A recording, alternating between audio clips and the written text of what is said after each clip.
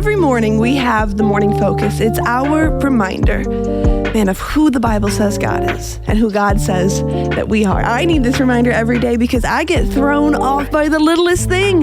Do you ever have that happen to you where it's like, one bad look in the mirror, one stub my toe on something, and my head is in a million different places? So today, let's settle in on the truth. We're looking at Genesis 46 and 7.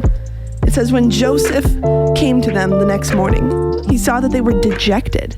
So he asked Pharaoh's officials who were in custody with him in his master's house, "Why do you look so sad today?"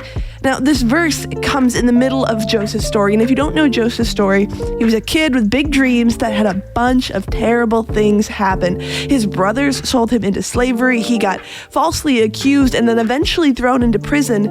What's interesting is that in the middle of each of these steps, he would, even though he was in bad situations, rise to a situation of authority because of his character. People trusted him.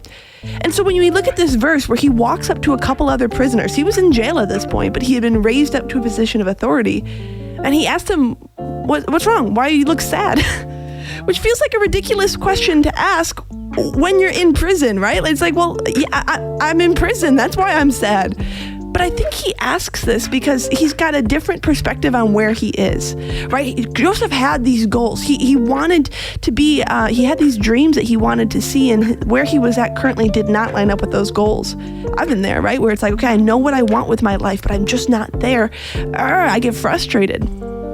But I like plants a lot. And so when they grow, they don't just go from being little tiny tendrils to 10-foot long vines. In between, there's a lot of small growth that has to happen. And the same thing with Joseph. There was a lot of small growth that happened along the way to get him where he was going. This morning, if you feel like you are stuck, not moving, perhaps God is asking you to change your perspective in some way. Maybe he's inviting you to grow in some area.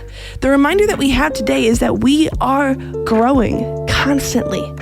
And so we can ask God, okay, where are you asking me to grow? Where are you inviting me to change my perspective today?